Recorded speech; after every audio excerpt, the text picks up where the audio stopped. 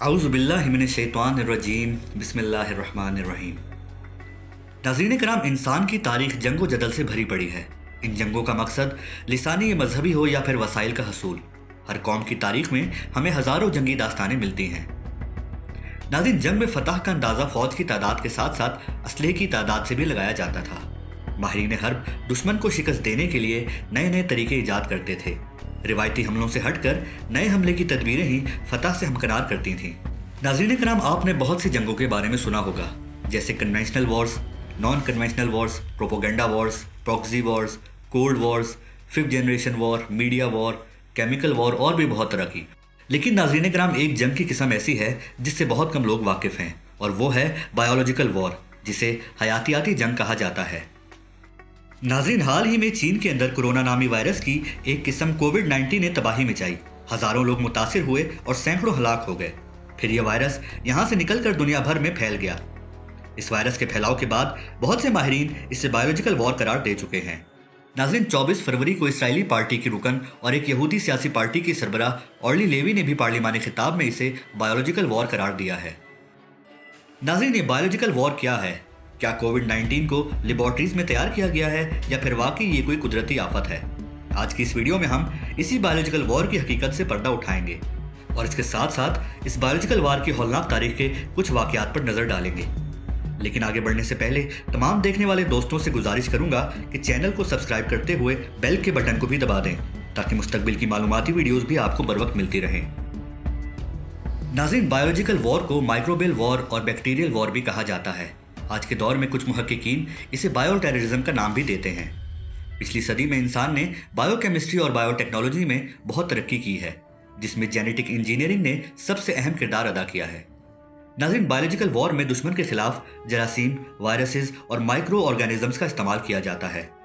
علم حیاتیات کے ماہرین ان مائکرو آرگینزمز کی قدرتی جینیٹک کوڈنگ کے ساتھ چھیڑ چھاڑ کرتے ہیں اور اس میں رد و بدل کیا جاتا ہے، جس کے نتیجے میں مہلک وائرسز اور مائکرو آرگینزمز تخلیق پاتے ہیں۔ ناظرین، ان مائکرو آرگینزمز کو ایجنٹس کا نام دیا گیا ہے۔ بایولوجیکل وار میں یہی ایجنٹس استعمال کیے جاتے ہیں اور ان ایجنٹس کے ذریعے کسی ایک فرد، لوگوں کے کسی گروہ یا پوری آبادی کو بھی نشانہ بنایا جا سکتا ہے۔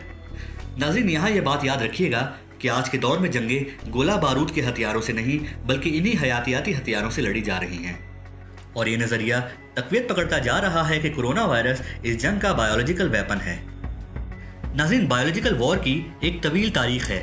قدیم زمانے میں محاصرہ ہونے پر فوج مختلف جڑی بوٹیوں کو جلا کر ان کا دھواں دشمن پر چھوڑتی تھی، جس سے دشمن محاصرہ چھوڑنے پر مجبور ہو جاتا۔ اس کے علاوہ دشمن پر شہد کی مکھیوں کے چھتے بھی پھینکے جاتے تھے، جس سے دشمن کی ڈھالیں اور تلواریں کسی کام کی نہ رہتیں اور مکھیوں کے حملے سے بچنے کے لیے صفوں میں افراتفری پھیل جاتی تھی۔ ناظرین، قرون وسطیٰ اور یورپ کی تاریخ سے پتہ چلتا ہے کہ کس طرح ترکوں اور منگولوں نے بیماری سے مرے ہوئے جانوروں کا بے دریغ استعمال کیا۔ اس کے علاوہ جن علاقوں کو محاصرے میں لے لیا جاتا، ان پر طاعون زدہ لاشیں پھینکوائی جاتی تھیں۔ ماہرین کے مطابق حیاتیاتی جنگ میں پہلا ریکارڈ شدہ استعمال 1347 میں ہوا، جب منگول افواج نے محصور بحریہ اسود کی بندرگاہ کافا کی دیواروں کے پار منجنیکوں کے ذریعے طاعون سے متاثرہ لاشیں پھینکی، جو کہ کریمیا کا تجارتی مرکز تھا۔ کچھ مورخین کا خیال ہے کہ محصور شہر سے واپس آنے والے بحری جہاز ہی طاعون کے ساتھ اٹلی واپس آئے، جس کے نتیجے میں وبائی بیماری پورے یورپ میں پھیل گئی۔ ناظرین، اس وقت اس وبا کو بلیک ڈیتھ یعنی کالی موت کا نام دیا گیا، جس سے 4 سالوں کے دوران تقریباً 25 ملین افراد ہلاک ہو گئے۔ ناظرین کرام، ایسا ہی ایک حملہ گریٹ نارڈرن وار میں روس نے سویڈن پر کیا۔ دشمن کے پانی کے ذرائع میں ایسے پودے ڈالنے کی مثالیں موجود ہیں جن سے اس پانی کو پینے والے ہلاک ہو گئے۔ 1918 میں اسپینش وائرس سے 40 ملین افراد لقمہ اجل بن گئے تھے۔ اس کے بعد 2009 میں آنے والے سوائن فلو نے 2 لاکھ سے زائد افراد کی جان لی۔ ناظرین، جنگ عظیم اول کے دوران پہلی مرتبہ جرمنی نے روس، امریکہ اور اٹلی پر بایولوجیکل حملہ کیا۔ جرمنی نے بھیڑوں کے ریوڑوں میں سرطان، ہیضہ اور جانوروں سے انسانوں میں منتقل ہونے والے وائرسز کے زہریلے انجیکشن لگا دیے، اور اس کے بعد ان جانوروں کو مذکورہ ممالک میں بھجوا دیا گیا۔ نتیجے میں وہاں وبائی امراض پھیل گئے اور ہزاروں افراد لقمہ اجل بنے۔ ناظرین، اس کے بعد دوسری جنگ عظیم کے شروع ہی میں جاپان نے خطرناک بایولوجیکل ہتھیار بنا لیے تھے، جس کا تجربہ انہوں نے 1936 میں 3000 قیدیوں پر کیا۔ کینسر اور اس جیسے موذی وائرس چھوڑ کر جاپان نے ان قیدیوں کو اذیتناک موت دی۔ ناظرین، اس کامیاب تجربے کے بعد 1940 میں جاپان نے ایک اور مشن ترتیب دیا۔ یہ مشن کوئی عام مشن نہیں تھا۔ اس مشن میں جو بم جہازوں کے ذریعے چین کے علاقوں میں گرائے گئے، ان بموں میں بارود کے بجائے مکھیاں بند تھیں۔ یہ مکھیاں طاعون کے تباہ کن جراثیم سے آلودہ تھیں، وہ جراثیم جو جاپان کی حیاتیاتی جنگ کے خصوصی ادارے یونٹ 731 نے ایک مریض کے جسم سے حاصل کیے تھے اور لیبارٹری میں ان جراثیم کی افزائش کی گئی تھی۔